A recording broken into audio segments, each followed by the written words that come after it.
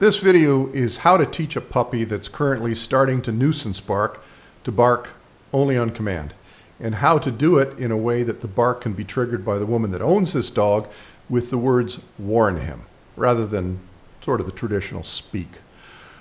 Something that might come in handy in these uncertain times. One of my virtual puppy program clients graciously allowed me to use this video. I thought it'd be a fun video, particularly for women that own dogs, as it involves a bit of a twist on a basic trick that some people teach their dogs, which is the speak on command trick.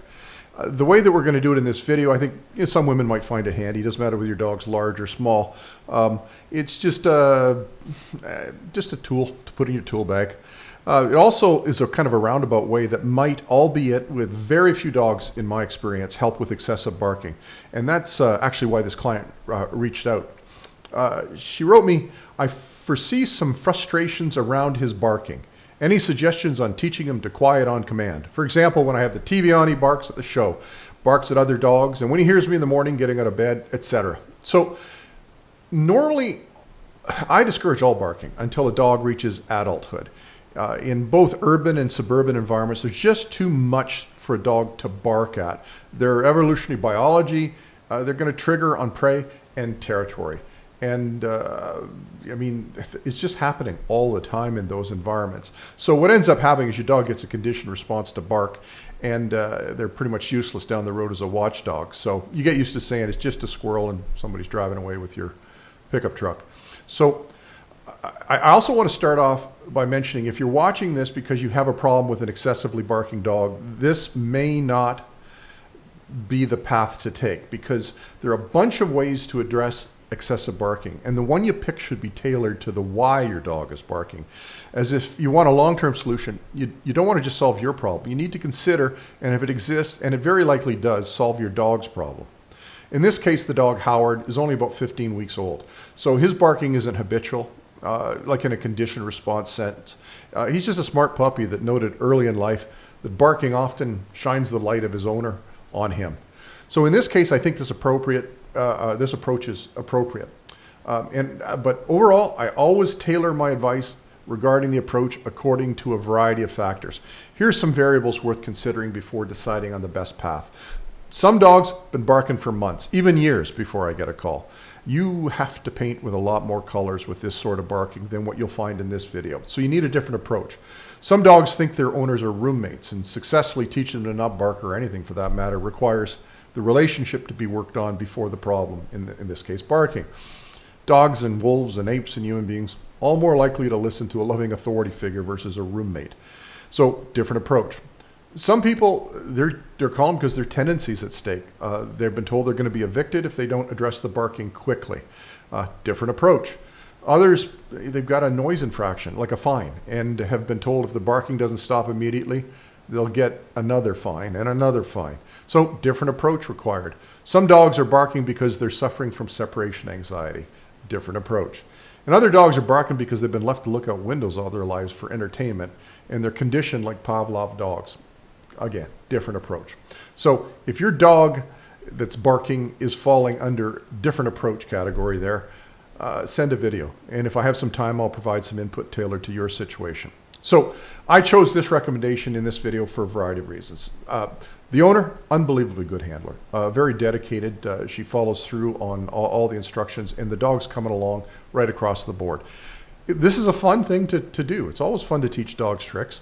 And in this case, the dog's owner is a woman, and so I just thought that being taught the way that we're going to teach it in this, it might come in handy to her. Hopefully never does, but although it doesn't matter whether the dog's owner is male or female, it's going to work either way. But for reasons that become obvious in a moment, it's probably handier for women dog owners. One thing you're going to see in this video that you will almost never see in my videos is the use of treats.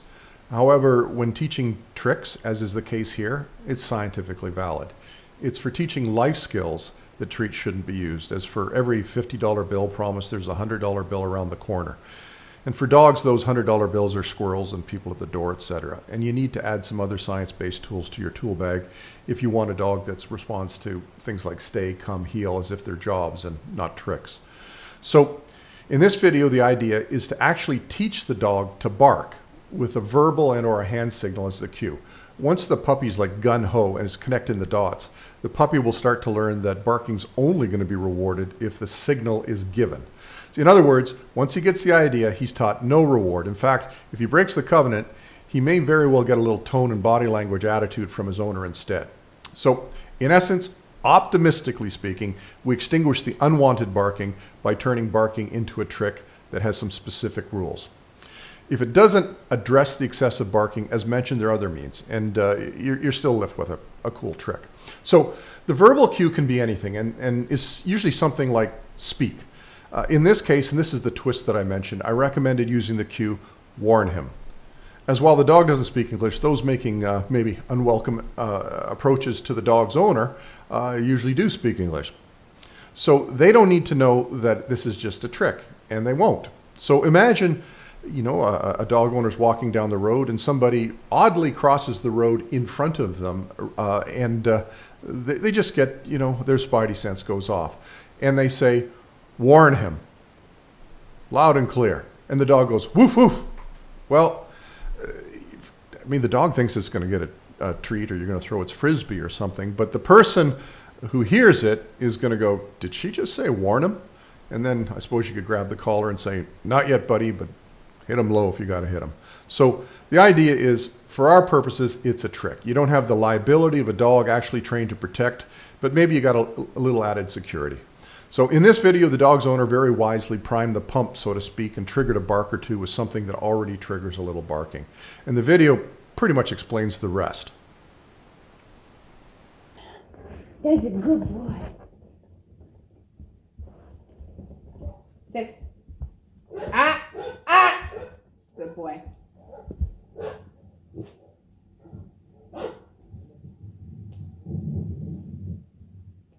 Warn him. Warn him. Ah! Ah! Off. Good boy. Warn him. Warn him. Good boy. That's a warn him. Good boy. Warn him. Good boy. That's a warn him. Good boy. Sit. Warn him. Good boy. That's a good boy. You're so smart. You're such a good boy. Ah! Off. Good boy. Warn him. Good. Warn him. Good boy. Off. Warn him. Good boy. That's my good boy. That's my good boy. Sit. Warn him. Warn him. Good boy. That's my good boy. Here are a few little tips.